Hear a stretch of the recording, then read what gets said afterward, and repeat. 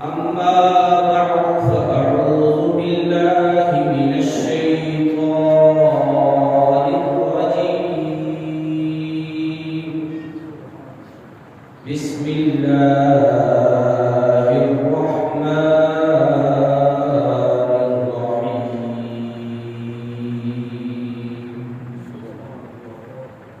قال الله تبارك وتعالى في كلامه المجيد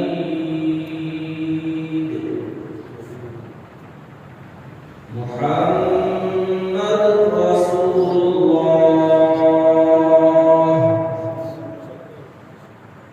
والذين معه أشداء على الكفار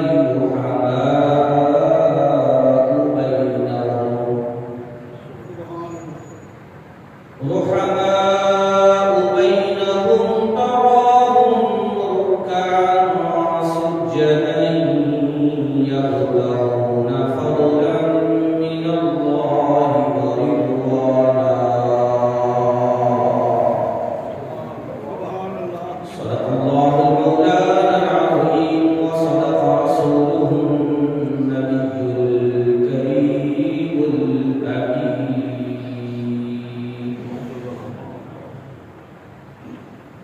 حمد و ثنا کے بعد میرے معزز اور محترم سامعین کرام، جیسا کہ وہ احباب جو یہاں پابندی کے ساتھ جمعہ کے لیے تشریف لاتے ہیں، انہیں معلوم ہے کہ ہم چند جمعات سے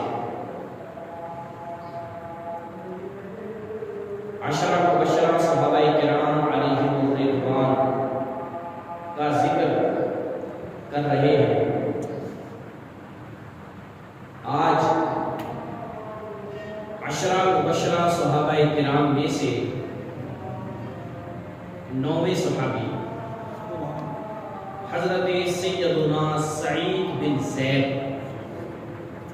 رضی اللہ تعالی عنہ کا ذکر خیر کرنے اور سننے کی سعادت حاصل کریں۔ سعید بن زید رضی اللہ تعالی عنہ کے والد کا نام ہے زید بن عمر۔ ان کے والد وہ ہیں کہ جنہوں نے اسلام کا زمانہ نہیں پایا، اسلام کے زمانے سے پہلے ہی دنیا سے رحلت کر گئے۔ لیکن ایک بات قابل توجہ ہے کہ یہ زمانہ جاہلیت میں ہونے کے باوجود ان کا عقیدہ کفار مکہ والا نہیں تھا، بلکہ یہ اس دور میں بھی اللہ کی وحدانیت کو ماننے والے تھے۔ اس دور میں بھی اللہ تبارک و تعالیٰ کی وحدانیت کو ماننے والے تھے۔ اور یہ جو عرصہ ہوتا ہے دو نبیوں کے درمیان کا عرصہ، اسے کہا جاتا ہے زمانہ فترت۔ اور اس زمانے میں ایمان کے لیے اتنا ہی کافی ہوتا ہے کہ بندہ اللہ تعالیٰ کی وحدانیت کو ماننے والا ہو بس۔ کیونکہ جس دور میں نبی تشریف نہ لائے، ایک نبی دنیا سے پردہ فرما گئے ہوں یا اللہ کے حکم سے اللہ تعالیٰ نے جیسا کہ حضرت عیسیٰ کو آسمانوں پر اٹھا لیا، تو دوسرے نبی کے آنے تک جو درمیان کا عرصہ ہے اسے زمانہ فترت کہا جاتا ہے۔ اور اس زمانے میں ایمان کے لیے اتنا ہی کافی ہے کہ بندہ اللہ کی وحدانیت کو مانتا ہو، بتوں کو خدا نہ مانے اور ان کے آگے نہ جھکے، شرک نہ کرے، یہی اس کے لیے کافی ہے۔ اور یہ واحد شخصیت ہے کہ جو اپنے بارے میں خود کہا بھی کرتے تھے کہ آج سارے کے سارے عرب اپنے دین ابراہیمی سے پھر گئے، منحرف ہو گئے، لیکن اللہ تبارک و تعالیٰ کا کرم ہے کہ آج بھی رب نے مجھے اپنی وحدانیت کو ماننے کی توفیق عطا فرمائی۔ ان کا نام تھا زید بن عمر۔ رسول اللہ صلی اللہ علیہ وآلہ وسلم کو ان کے متعلق کسی نے آ کر پیغام دیا کہ زید بن عمر کہا کرتے تھے اگر میں زندہ رہا تو نبی آخر الزمان کا کلمہ پڑھوں گا، اور اگر میں مر گیا تو تم میں سے اگر کوئی نبی آخر الزمان کا زمانہ پائے تو میری طرف سے انہیں سلام پیش کرنا۔ تو نبی کریم علیہ السلام کو جب یہ پیغام ملا تو حضور علیہ السلام سن کر مسکرا لیے اور فرمایا ہاں ہاں واقعی وہ ایمان والے تھے، میں نے زید بن عمر کو جنت میں اپنا دامن گھسیٹ کر چلتے ہوئے دیکھا، میں نے زید بن عمر کو جنت میں جاتے ہوئے دیکھا۔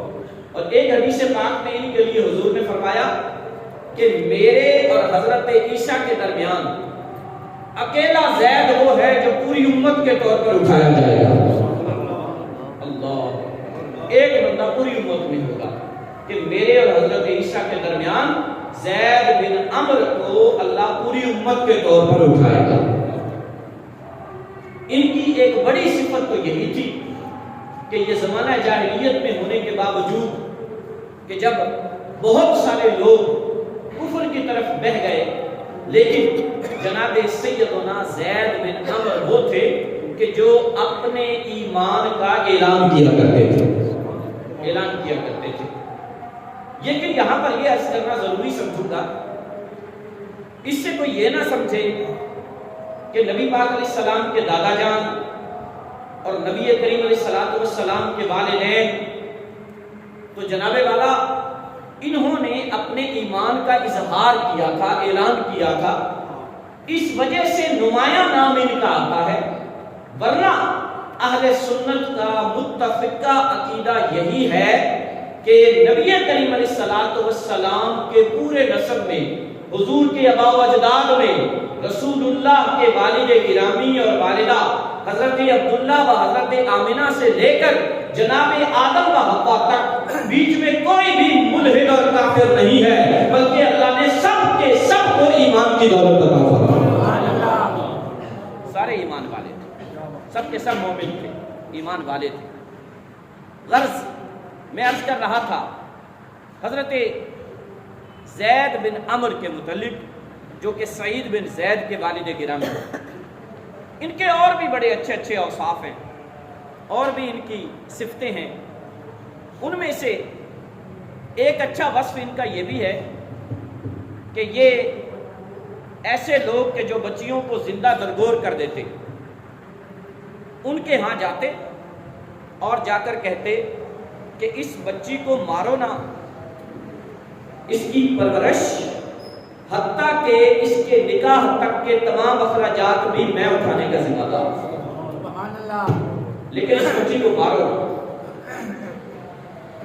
اور یہ ایک عظیم وصف ہے جو جناب سیدنا سعید بن زید کے والد کو اللہ نے عطا فرمایا۔ اب یہاں پر رک کر میں ایک بات عرض کرنا چاہوں گا، وہ یہ ہے کہ اس زمانے میں بھی حالانکہ ہم کہتے ہیں کہ ہم لوگوں نے بڑی ترقی کر لی، ہم بڑے جناب وہ پڑھے لکھے ہو گئے، یہ ہو گیا وہ ہو گیا، لیکن افسوس اس معاملے میں آج بھی لوگ کے گزرے ہوتے جا رہے ہیں اور بیٹی کے پیدا ہونے کو معاذ اللہ برا سمجھا جاتا ہے، برا سمجھا جاتا ہے۔ جی ہاں، آپ معاشرے میں رہتے ہیں، آپ کو معلوم ہے بیٹے کے پیدا ہونے پر مبارکباد دی جاتی ہے، بیٹی کے پیدا ہونے پر مبارکباد نہیں دی جاتی، ایسے ہی ہے۔ بلکہ بیٹی کے پیدا ہونے پر وڈیریاں آ کر غم کا اظہار کرتی ہیں، چل کچھ نہیں ہویا، حالے تیری کیڑا اوپر ہوئی ہے، اللہ پوتری دو، پریشان نہ ہوئی۔ حالانکہ رسول اللہ صلی اللہ علیہ وسلم کا ارشاد ہے جس کو اللہ تبارک و تعالیٰ نے 3 بیٹیاں عطا فرمائیں، اس نے ان کی اچھی پرورش کی، اچھا کھلایا پلایا، اچھے اخلاق سکھائے، جب وہ بالغہ ہو گئی تو اچھی جگہ ان کا نکاح کر دیا۔ حضور فرماتے ہیں اللہ تبارک و تعالی ایسا کرنے والے کو انعام میں جنت عطا فرمائے۔ اور ایک حدیث پاک میں حضرت عائشہ صدیقہ رضی اللہ تعالی عنہا نے جب پوچھا آقا اگر کسی کی 2 بیٹیاں ہوں تو فرمایا 2 کے ساتھ اگر اچھا معاملہ کرے تو اللہ بدلے میں پھر بھی جنت عطا فرمائے. کسی پھر عرض کیا یا رسول اللہ اگر 1 ہو تو فرمایا اگر 1 بیٹی ہو اور وہ اس کے ساتھ بھی اچھا برتاؤ کرے تو ہم اس کو بھی جنت عطا فرمائے. اور ایک حدیث پاک میں فرمایا گیا جس کے ہاں بیٹی پیدا ہو نہ اسے زندہ دفن کرے نہ اسے برا سمجھے اور نہ بیٹے کو بیٹی پر ترجیح دے، نہ بیٹے کو بیٹی پر ترجیح دے تو فرمایا یہ بیٹی اس کے لیے کل بروز قیامت جہنم کے درمیان اور اس کے درمیان حجاب بن جائے گی. اس کے اور جہنم کے درمیان حجاب بن جائے گی. جی ہاں، کتنی فضیلت والی ہے بیٹی، اور بیٹی اللہ کی رحمت ہے. جیسے بیٹا نعمت ہے نا، ایسے بیٹی بھی رحمت ہے. تو بیٹی کے پیدا ہونے پر غم نہیں، پریشانی نہیں، افسوس نہیں، بلکہ بیٹی کے پیدا ہونے پر بھی خوشی ہونی چاہیے جیسا کہ بیٹے کے پیدا ہونے پر خوشی ہونی چاہیے. بالکل کوئی غم نہیں، کوئی پریشانی نہیں ہونی چاہیے. اور یہی اسلام کی تعلیمات ہے. میرے آقا صلی اللہ علیہ وآلہ وسلم نے تو ہمیں یہی سکھایا، قرآن نے تو ہمیں یہی بتایا. پھر یہاں ایک اور بات عرض کروں گا، دین کا علم نہ ہونے کی وجہ سے، جہالت کی وجہ سے معاملہ یہاں تک پہنچ چکا کہ اگر کسی خاتون کے ہاں یکے بعد دیگرے بیٹیاں ہی پیدا ہو رہی ہوں نا تو معاذ اللہ اسے تانے دیے جاتے ہیں، منحوس کہا جاتا ہے، سانس اس کا جینا حرام کر دیتی ہے. میں کہ اپنے پتر کو موڑ کے بیانا یہ جو دتیاں ہی ہونی ہیں. تو بھائی کیا بیٹے یا بیٹی کا پیدا ہونا کسی کے اختیار میں؟ بولیے ذرا، کیا اس خاتون بیچاری کے اختیار میں؟ نہیں. میرا اللہ رب العالمین قرآن کریم میں ارشاد فرماتا ہے بیٹے دینا یا بیٹیاں دینا یہ ہمارے اختیار میں ہے. ہم جسے چاہیں بیٹے دیں، جسے چاہیں بیٹیاں دیں، جسے چاہیں دونوں دیں، جسے چاہیں دونوں نہ دیں، جسے اولاد دیں، جسے چاہیں نہ دیں. اولاد کا دینا یا نہ دینا رب فرماتا ہے یہ میرے اختیار میں. جب اللہ تبارک و تعالیٰ کے اختیار میں ہے تو ہم اس عورت کو کیوں برا بھلا کہیں؟ بلکہ بعض اوقات یہ بھی خبریں سننے کو ملتی ہیں کہ معاذ اللہ اس وجہ سے عورت کو طلاق دے دی جاتی. ہائے افسوس، ہائے افسوس. اب میرا سوال یہاں پر یہ ہے کہ اگر بیٹی اتنی ہی بری چیز ہے تو اگر عورتیں نہ ہوتی، جی دیکھیں اللہ تبارک و تعالیٰ عز و جل نے ہر چیز کو، کائنات میں کوئی بھی چیز میرے خالق نے بیکار تو پیدا نہیں نہ فرمائی. تو میاں اور بیوی کا جو امتزاج ہے یہ بھی تو اسی صورت میں ہے کہ جب لڑکیاں ہوں گی. آپ کی والدہ تھی تو آپ کی ولادت ہوئی نا. تو کیا بیٹیاں اتنی ہی بری چیز ہے؟ معاذ اللہ ثم معاذ اللہ. اور ایسے ایسے لوگ بھی زمانہ جاہلیت میں تھے جو معاذ اللہ بیٹیوں کو زندہ دفن کرتے، اور اسی دور میں ایسے لوگ بھی تھے جو خرید لیتے بچیوں کو کہ کوئی ایسی بات نہیں، زندہ دفن نہ کرو، تمہیں مال چاہیے مال لے لو، بچی مجھے دے دو، میں بچی کی پرورش کروں گا. ایسے لوگ بھی تھے. ایسے لوگ ایک صحابی ہیں رضی اللہ تعالیٰ عنہ، حضرت صعصع بن ناجیہ، صاد عین ہا، صعصع بن ناجیہ. یہ ایک عرب کا بڑا مشہور شاعر گزرا ہے، فرزدق کے دادا تھے. اور یہ رسول اللہ صلی اللہ علیہ وسلم کی خدمت میں آئے جب اسلام قبول کرنے کے لیے. تو طبیعت بڑی اچھی تھی، حضور نے اسلام کی دعوت پیش کی. انہوں نے آگے سے آئیں بائیں شائیں کچھ نہیں کیا، بلکہ حضور علیہ السلام کی دعوت پر لبیک کہتے ہوئے کلمہ پڑھا اور ایمان میں داخل ہو، اسلام میں داخل ہو. انہوں نے ایک سوال کیا، عرض کرتے ہیں یا رسول اللہ صلی اللہ علیہ وسلم، میری وہ نیکی جو میں نے زمانہ جاہلیت میں کی تھی، کیا اس نیکی کا مجھے اجر ملے گا؟ رسول اللہ علیہ السلام نے فرمایا بتاؤ کون سی نیکی کا تم ذکر کرنا چاہتے ہو؟ تو عرض کی کہ زمانہ جاہلیت میں جب لوگ بیٹیوں کو زندہ دفن کر دیتے، میرے دل میں بچیوں کی محبت تھی. میں چلا جاتا اور منہ مانگی قیمت دے کر، بعض اوقات 1 اونٹ 2 اونٹ 10 اونٹ اور 10 اونٹنیاں بھی میں نے بدلے میں دی. میں اس کے باپ کو دیتا اور اسے کہتا کہ بچی مجھے دے دو، میں اس کی پرورش کروں گا. یا رسول اللہ علیہ السلام، یوں میں نے 360 بچیوں کی کی پرورش کی ہے. 360 بچیوں کی پرورش کی اور پھر جب وہ بڑی ہو گئی تو میں نے ان کے نکاح کیے. تو مجھے فرمائیے کہ کیا میری اس نیکی کا مجھے کوئی بدل ملے گا؟ تو رسول اللہ ارشاد فرمانے لگے یہ اسی نیکی کے بدلے میں ہی اللہ نے تمہیں اتنا بڑا انعام دیا کہ رب نے تمہیں ایمان کی دولت عطا فرما دی. یہ بھی تو ہو سکتا تھا کہ تو کفر پر مر جاتا تھا, یہ بھی تو ہو سکتا تھا کہ تو اسلام قبول نہ کرتا. تو وہ جو تم نے نیکی کی تھی 360 بچیوں والی, اس نیکی کے بدلے میں اللہ نے تمہیں ایمان کی دولت عطا فرمائی. تو یہ عرض جو کرنے کا مقصد تھا, یہ بیچ میں بات آ گئی تو میں نے کہا چند باتیں تربیت کی بھی عرض کر دوں کہ بیٹی پیدا ہونے پر کسی قسم کا غم نہیں, افسردگی نہیں, پریشانی نہیں, بلکہ یہ بزرگ بیٹھے ہیں انہی سے پوچھئے. حدیث پاک میں بھی یہ مضمون ملتا ہے کہ بیٹوں کی بنسبت بیٹیاں زیادہ پیار کرنے والی ہوتی ہیں, اپنے والدین کے ساتھ زیادہ پیار کرنے والی ہوتی ہیں. اور جب پیار بھی زیادہ یہی کریں, بڑھاپے میں خدمت بھی یہی کریں, حتیٰ کہ تمہیں پوچھنے بھی یہی آئیں اور تمہیں بری بھی یہی لگے. کیسی عجب بات. ایک اور بات بھی یہاں عرض کر دوں, پھر میں آتا تو اپنے موضوع کی طرف ہوں لیکن بیچ میں بات آ گئی. اب دوسرا مسئلہ جو ہے نا, یہ بیٹیوں کا حق دبایا جاتا ہے وراثت کے موقع پر. میں نے الحمدللہ اس پر پہلے بھی کئی بار عرض کیا, آج پھر کہہ رہا ہوں, خدا را ہوش کے ناخن لیجئے. میرا جملہ غور سے سنیے گا. نہ بیٹے تمہیں ہاتھ پکڑ کر جنت پہنچائیں گے اور نہ بیٹیاں تمہیں جہنم میں دھکا دیں گی. دونوں تمہاری اولادیں ہیں. جس طرح بیٹوں کو وراثت میں حصہ دیتے ہو, بیٹیوں کو بھی ضرور دو ان کا حصہ جو قرآن نے ان کے لیے مقرر فرمایا ہے. بیٹیوں کو محروم کر دینا وراثت سے, یا بھائیوں نے مل جل کر قبضہ کر لینا, یا جناب والا بہن لینے آئی اگر وراثت کا حصہ تو یہ کہہ دینا چل پھر حصہ ہی ہم موڑ کے ساڑھے بوئے تھے نہ چڑھی. خدا را زمین کے چند ٹکڑوں کی خاطر, چند روپوں کی خاطر یہ ظلم نہ کیجیے.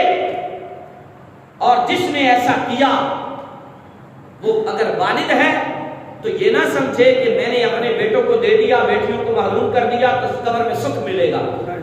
سکھ نہیں ملے گا, اس کی وجہ سے پکڑے جاؤ گے.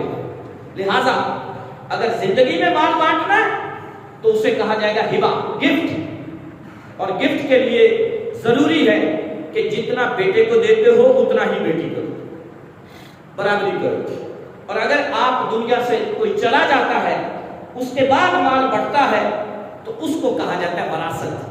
اور وراثت کا حکم یہ ہے کہ لڑکے کے لیے 2 حصے اور لڑکی کے لیے 1 حصہ.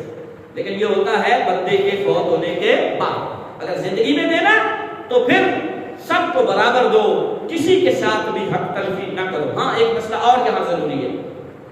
بعض اوقات کہا جاتا ہے جی کہ ایک بیٹا میرا نافرمان ہے, وہ ہمارا خیال نہیں رکھتا, وہ ہمیں بڑھاپے میں پوچھتا ہی نہیں ہے, وہ ہم پہ خرچہ نہیں کرتا اور بدلے میں دوسرا سب کچھ کر رہا ہے, تو لہذا میں اسے محروم کرنا چاہتا ہوں. نہیں, آپ محروم نہ کریں.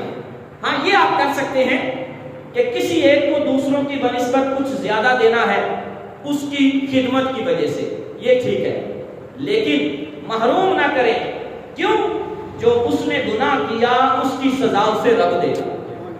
اپنے والدین کی خدمت نہیں کی, اپنے والدین کو برا بھلا کہا ہے, اپنے والدین کے ساتھ اچھا سلوک نہیں کیا, جو بھی اس نے کیا اس کی سزا رب دے گا. لیکن آپ برا سلوک نہ کیجئے, آپ اپنے بچوں کو برابر دیجئے. یہی قرآن و حدیث کا فرمان ہے اور یہی میرے مصطفیٰ کی شریعت مطابق. سبحان اللہ. بات میری دور نکل گئی. میں عرض کر رہا تھا جناب سیدنا سعید بن زید رضی اللہ تعالی عنہ کے متعلق. یہ 10 مبشرہ صحابہ میں سے 9ویں صحابی ہیں حضرت سیدنا سعید بن زید, اور یہ 10ویں پشت میں ان کا نسب رسول اللہ سے مل جاتا ہے. اور ان کی اور عزیز داری بھی حضور سے ہے. وہ یہ ہے کہ جس طرح نبی پاک علیہ السلام کے نکاح میں حضرت سیدنا عمر فاروق اعظم کی بیٹی تھی نا, تو حضرت عمر کی بہن فاطمہ بنت خطاب، یہ حضرت سعید بن زید کی زوجہ تھی، سعید بن زید کی زوجہ تھی فاطمہ بنت خطاب، اور یہ وہی سعید بن زید ہیں۔ آپ نے ایک واقعہ تو حضرت عمر کے متعلق بڑا سنا ہوا ہے کہ حضرت عمر جب اسلام قبول کرنا کا وقت آیا تو آپ نے تلوار نکالی اور کہا کہ میں آج اسلام کو ختم کر دوں گا، اور معاذ اللہ اس ارادے سے چلے کہ میں آج محمد رسول اللہ صلی اللہ علیہ وسلم کو شہید کر دوں گا۔ تو رستے میں ایک شخص ملا، اس نے حضرت عمر سے کہا کہ تلوار تو نکالے پھرتے ہو، اپنے گھر کی تو خبر لو، تیری بہن اور تیرے بہنوئی اسلام لا چکے ہیں۔ تو حضرت عمر جن کے گھر گئے تھے یہ وہی سعید بن زید، یہ وہی سعید بن زید ہیں، ان کے گھر گئے تھے حضرت عمر، اور حضرت عمر نے جا کر اپنی بہن کو بھی مارا تھا اور اپنے بہنوئی حضرت سعید بن زید کو بھی مارا تھا، ان کو لہو لہان کر دیا تھا اور کہا تھا کہ محمد کا کلمہ چھوڑ دو، لیکن سعید بن زید استقامت کا پہاڑ بن کے ڈٹے رہے۔ انہوں نے کہا مارنا جتنا چاہو مار لو، لیکن میں حضور کا کلمہ نہیں چھوڑوں، میں دین اسلام نہیں چھوڑوں گا۔ یہ وہ ہیں حضرت سیدنا سعید بن زید رضی اللہ تعالی عنہ۔ سعید بن زید رضی اللہ تعالی عنہ جو ہیں، انہوں نے ویسے تو بدر میں شرکت نہیں کی، اور اس کی ایک وجہ تھی۔ عشرہ مبشرہ صحابہ میں سے دو صحابہ ہیں، ایک کا نام ہے سعید بن زید اور ایک کا نام ہے طلحہ بن عبید اللہ۔ ان دونوں کو رسول اللہ علیہ الصلوۃ والسلام نے اس موقع پر شام کی طرف جاسوس بنا کر بھیجا تھا، کوئی ضروری کام دے کر بھیجا تھا، اور یہ ابھی تک واپس پہنچے نہیں تھے کہ بدر کا مارکا ہو گیا، اور یہ دونوں بدر میں شریک نہیں ہو سکے۔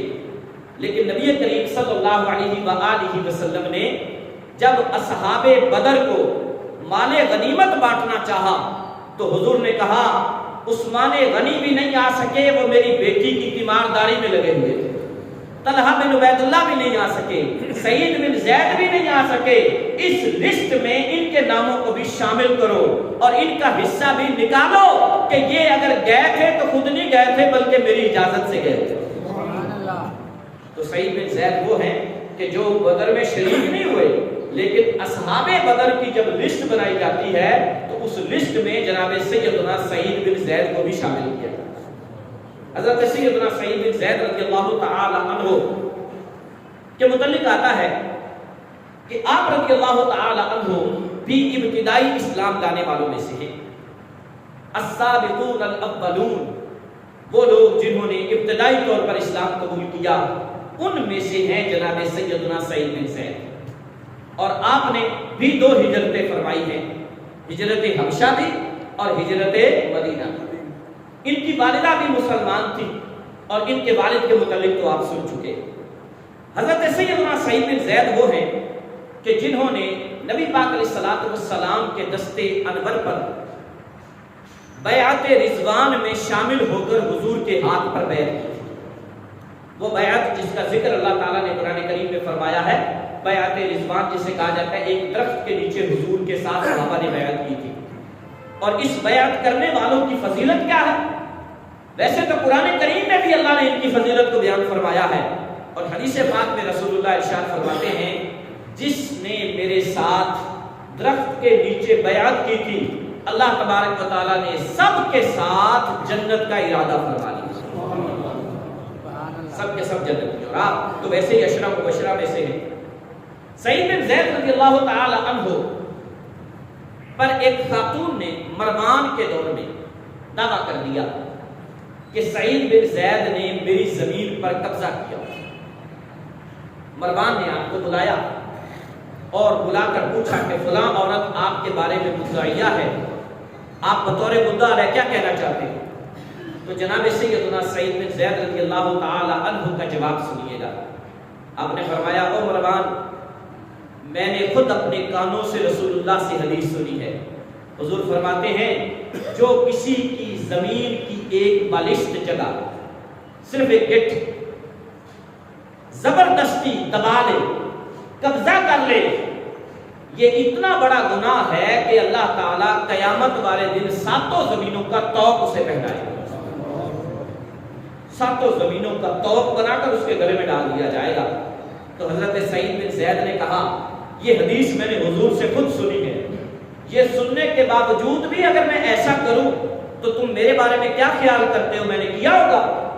اگرچہ مروان اچھا حاکم نہیں تھا، لیکن آپ کی اس حدیث کو سننے کے بعد کہنے لگا مجھے کوئی گواہوں کی ضرورت نہیں، آپ تشریف لے جائیے، اسی بات کی وجہ سے میں آپ کو اس بات سے بری کرتا ہوں۔ اور حضرت سعید بن زید رضی اللہ تعالیٰ عنہ جب باہر آئے تو آپ نے ہاتھ اٹھا کر دعا مانگی، اے مولا جس خاتون نے میرے اوپر جھوٹا الزام لگایا تو اسے اندھی کر دے اور اسی زمین پر اسے مار جس کے بارے میں اس نے مجھے میرے اوپر دعویٰ کیا۔ تو آپ کی یہ دعا قبول ہو گئی اور وہ خاتون اندھی ہو گئی مرنے سے پہلے اور دیواروں کو پکڑ کے چلتی تھی۔ اسی زمین پر ایک کنواں تھا، اس کنویں میں وہ گر کر مری اور وہ اس دنیا سے چلی۔ یہ حضرت سعید بن زید رضی اللہ تعالی عنہ کی گستاخی اور بے ادبی کا انجام اسے ملا کہ آپ رضی اللہ تعالی عنہ تو صحابی رسول ہیں، آپ ایسا کر سکتے ہیں کیا؟ اب یہاں پر رک کر میں دو چار جملے عرض کرنا چاہوں گا تربیت کے لیے۔ آج کل کی دنیا میں بھی ایسا بہت ہوتا ہے، کسی کے پلاٹ پر ناجائز قبضہ، یا جناب والا اپنے پلاٹ کی جگہ تھوڑی ہے ساتھ کسی غریب کا پڑا ہوا ہے، معلومات کر لی کہ اس کا مالک کیسا ہے، پتہ چلا جی کہ وہ تو بیچارہ غریب ہے نہیں چھڑوا سکتا، چل ٹھیک ہے دیکھی جائے گی، اس کے پلاٹ پر کچھ اس کی جگہ لے لینا۔ تو کیا ان باتوں کی وجہ سے ہم کیا سمجھتے ہیں کہ اللہ تبارک و تعالیٰ کے حضور کا جواب نہیں دینا پڑے؟ کتنا سخت حکم ہے، کتنا سخت حکم ہے۔ آپ نے سنا کہ رسول اللہ فرماتے ہیں جس نے ایک بالشت زمین کسی کی دبا لی، قیامت والے دن 7 زمینوں کا توق بنا کر اس کے گلے میں ڈال دیا۔ الامان والحفیظ، الامان والحفیظ۔ آگے عرض کرو، جناب سیدنا سعید بن زید رضی اللہ تعالی عنہ کو اللہ تبارک و تعالی نے بڑی شانوں سے نوازا تھا۔ آپ دمشق کے حاکم بھی رہے۔ یہ حضرت عمر رضی اللہ تعالی عنہ کے دور میں آپ کو دمشق کا حاکم بنایا اور آپ رضی اللہ تعالی عنہ کے متعلق ایک اور بڑی پیاری بات ملتی ہے کہ سعید بن زید اس وقت مدینے میں موجود تھے کہ جب مروان نامی حاکم تھا، مدینے کا گورنر تھا، اور یزید کی بیعت کی بات چلی کہ سارے صحابہ سے بھی کہا جائے کہ وہ یزید کی بیعت کریں۔ تو یہ پیغام جب سیدنا سعید بن زید کے پاس پہنچا نا تو آپ رضی اللہ تعالی عنہ کو حاکم کی طرف سے دھمکی دی گئی کہ گورنر نے کہا ہے کہ آپ یزید کی بیعت کر لیں ورنہ آپ کی گردن اڑا دی جائے گی۔ آپ صحابی رسول تھے، جرأت اور بہادری دیکھیے۔ آپ نے فرمایا وہ قطعاً اس قابل نہیں کہ میں اس کی بیعت کروں، وہ قطعاً اس قابل نہیں کہ میں اس کی بیعت کروں، بالکل میں بیعت نہیں کرتا۔ اور رہی بات گردن اڑانے کی تو فرمایا تم میری گردن کیا اڑاؤ گے، آؤ میرے سامنے، اللہ تعالیٰ نے یہ طاقت مجھے تم سے زیادہ عطا فرمائی، جس میں جرأت ہے وہ میرے سامنے آ۔ اب یہاں پر رک کر میں ایک مسئلے کی وضاحت کرنا چاہوں گا۔ بعض اوقات اصلی معاملے کو چھپا دیا جاتا ہے اور صحابہ کرام پر طعن و تشنیع کیا جاتا ہے اور کہا جاتا ہے کہ اس وقت کئی صحابہ نے بھی یزید کی بیعت کر لی تھی۔ یہ غلط ہے، بالکل غلط ہے۔ صحابہ کرام نے یزید کی بیعت نہیں کی، انہوں نے اس بات کا انکار کیا تھا کہ یزید اس قابل نہیں ہے کہ ہم اس کی بیعت کریں۔ جو فرمان جناب سیدنا امام علی مقام امام حسین کا تھا وہی فرمان صحابہ کرام کا بھی تھا۔ انہوں نے فرمایا نہیں ہم اس کی بیعت نہیں کریں گے، جیسا کہ ایک مثال آپ سن چکے حضرت سیدنا سعید بن زید رضی اللہ تعالی عنہ کے حوالے سے۔ آپ رضی اللہ تعالی عنہ کو بہت ساری جنگوں میں، بہت سارے غزوات میں شامل ہونے کا موقع ملا اور آپ رضی اللہ تعالی عنہ حضرت سیدنا ابو عبیدہ بن الجراح رضی اللہ تعالی عنہ کے لشکر میں بطور سپاہی آپ نے خدمات سر انجام دی اور حضرت ابو عبیدہ بن الجراح رضی اللہ تعالی عنہ نے جب فتح کیا نا، یہ ایران کا ہی ایک شہر ہے بعل مکہ، بالا بکہ کو جب فتح کیا تو اس وقت اپنے چھوٹے سے دستے کو اس شہر کی جانب بھیجا، اور اس دستے کا نگران اور امیر آپ نے جناب سیدنا سعید بن زید کو بنایا، اور بالا بکہ کا جو حکمران تھا اس کا نام تھا، اس کا ایک نام تھا برن۔ تو وہ جب پسپا ہو گیا اور جب ہار گیا تو وہ جناب سیدنا سعید بن زید کی خدمت میں یوں آیا کہ اس نے ٹاٹ کا لباس پہنا ہوا تھا اور وہ اپنا کر و فر والا لباس اور ہتھیار اور سب کچھ اتارے ہوئے تھے، اور وہ آ کر آپ کے جھکنے لگا اور آپ کو سجدہ کرنے لگا۔ تو جناب سیدنا سعید بن زید نے اسے ڈانٹا اور ڈانٹ کر فرمایا کیا کرنے لگا ہے؟ اس نے کہا کہ آپ امیر ہیں اور میں امیر کو تعظیم دینے کے لیے سجدہ کرنے لگا۔ تو آپ نے فرمایا نہیں، ہمارے دین میں صرف رب کو سجدہ کیا جاتا ہے، رب کے سوا اور کوئی سجدے کے لائق نہیں۔ جب آپ نے یہ جملہ کہا تو وہ کہنے لگا میں بھی سنتا تھا کہ وہ کون سی ایسی طاقت ہے جس کی وجہ سے یہ مٹھی بھر عرب آتے ہیں اور ہزاروں کی تعداد میں لشکر کو شکست دے کر چلے جاتے ہیں، تو مجھے آج پتا چلا کہ تمہارا ایمان ہے اپنے رب کی ذات پر، تم اس کی وحدانیت کو مانتے ہو جس کی وجہ سے اللہ تمہیں ہر مقام پر فتح و نصرت عطا فرمائے، ہر مقام پر اللہ تمہیں فتح و نصرت عطا فرمائے۔ تو جناب سیدنا سعید بن زید رضی اللہ تعالی عنہ نے اسے بھی حق بات بتانے کے لیے ڈانٹا اور ڈانٹ کر کہا نہیں، حالانکہ یہاں علماء تبصرہ کرتے ہوئے لکھتے ہیں حالانکہ یہ بھی تو ہو سکتا تھا کہ آپ چپ بیٹھے رہتے اور اپنی جب کوئی بندہ تعظیم کر رہا ہو تو وہ تو دل کو اچھی لگتی ہے کہ ٹھیک ہے یار میری عزت ہی ہو رہی ہے، میری تعظیم ہی ہو رہی ہے نا، آپ چپ بیٹھے رہتے۔ لیکن یہ صحابہ کا معمول نہیں تھا، کیونکہ انہوں نے دین حضور سے سیکھا تھا، وہ تعظیم بھی وہی کرواتے تھے جو تعظیم شریعت میں جائز ہے۔ اب یہاں پر رک کر میں ایک مسئلہ عرض کروں گا، آج کئی سارے، یہ اصل میں بات ضروری ہے عوام اہل سنت کے لیے، یہاں یہ میں پھر عرض کروں گا کہ جب بھی اس طرح کی بات کی جائے اس بات میں صحیح العقیدہ اور شریعت پر عمل کرنے والے پیر مراد نہیں ہوتے۔ ایسا بندہ کہ جو پیر ہے ہی نہیں، جھوٹا لبادہ اوڑا ہوا ہے، نہ دین سے اس کا کوئی تعلق ہے، نہ شریعت سے اس کا کوئی تعلق ہے، نہ پیری مریدی سے اس کا کوئی تعلق ہے، ایسے لوگ جاہل عوام سے آج بھی معاذ اللہ ان کو اپنے آگے جھکاتے ہیں اور آج بھی اس طرح کے معاملات کرتے ہیں۔ ایسے لوگوں کی سرکوبی بھی ضروری ہے اور ان کو اور عوام اہل سنت کو بتانا ضروری ہے کہ ہماری شریعت میں تعظیم کا سجدہ بھی اللہ کے لیے ہے، عبادت کا سجدہ بھی اللہ کے لیے ہے۔ سبحان اللہ۔ ہماری شریعت میں تعظیم کے لیے اٹھنا جائز ہے، کھڑے ہونا تعظیم کے لیے جائز ہے، تعظیم کے لیے کسی بزرگ کے ہاتھ چومنا بھی جائز ہے، لیکن اگلا بھی قابل تعظیم ہو، یہ مسئلہ ضروری ہے، وہ بھی قابل تعظیم ہو، ہاتھ چومنے کی بھی اجازت ہے، لیکن سجدہ صرف اور صرف کس کے لیے ہے؟ اللہ کے لیے۔ نہ تعظیم کا سجدہ کسی اور کو جائز ہے اور نہ ہی عبادت کا سجدہ کہ سجدے کے لائق صرف اللہ کی ذات ہے۔ غرض حضرت سیدنا سعید بن زید رضی اللہ تعالی عنہ نے 70 سال عمر پائی، سن 50 یا 51 ہجری میں مدینہ شریف کے قریب ایک وادی ہے عقیق نامی، اس وادی میں آپ کا وصال ہوا اور جناب سیدنا عبداللہ ابن عمر رسول اللہ صلی اللہ علیہ وسلم کے بڑے ہی جلیل القدر صحابی حضرت عمر کے بیٹے حضرت عبداللہ ابن عمر نے آپ کی نماز جنازہ پڑھائی۔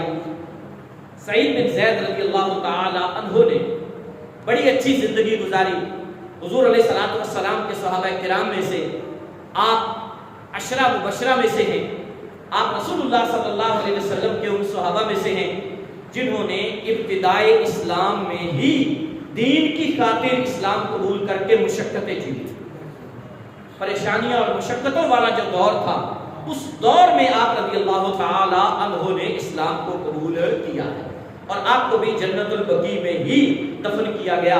حضرت سعید بن زید رضی اللہ تعالی عنہ. آخر میں ایک بات جو عرض کرنا چاہوں گا وہ یہ ہے، موضوع کے مطابق جو میرا بیان تھا وہ ہو چکا کہ شب براءت انشاءاللہ تبارک و تعالی پیر شریف کو ہے، اور شب برات کے متعلق حدیث پاک میں ارشاد فرمایا گیا. حضرت عائشہ کہتی ہیں کہ 15ویں شعبان تھی، میں نے رسول اللہ صلی اللہ علیہ وسلم کو ان کے بستر پر نہ پایا، حضور موجود نہیں تھے. میں حضور کو ڈھونڈنے کے لیے باہر نکلی تو میں چلتے چلتے جنت البقیع پہنچی. میں نے دیکھا کہ نبی کریم صلی اللہ علیہ وسلم جنت البقیع میں موجود ہیں. حضور سجدے میں ہیں، اپنے سر کو سجدے میں رکھا ہوا ہے، اور نبی پاک علیہ السلام اپنی امت کے لیے رو رو کر دعائیں کر رہے ہیں. اس حدیث پاک سے 15ویں شعبان یعنی شب براءت کو جاگنا، عبادت کرنا، قبرستان جانا اور رو رو کر اللہ کے حضور عاجزی اور انکساری کرنا، یہ سب ثابت ہوتا ہے. اسی طرح ایک اور حدیث پاک میں رسول اللہ علیہ السلام ارشاد فرماتے ہیں کہ 15ویں شعبان کی رات اللہ تبارک و تعالی آسمان دنیا پر تجلی فرماتا ہے، پہلا آسمان، اور صبح طلوع ہونے تک ارشاد فرماتا رہتا ہے کوئی بخشش مانگنے والا، ہے کوئی رزق مانگنے والا، ہے کوئی مجھ سے رحمت کا طلبگار کہ آج وہ جو مانگے میں اسے عطا فرماؤں. یہ بڑی بابرکت رات ہے، بڑی عظمت والی رات ہے.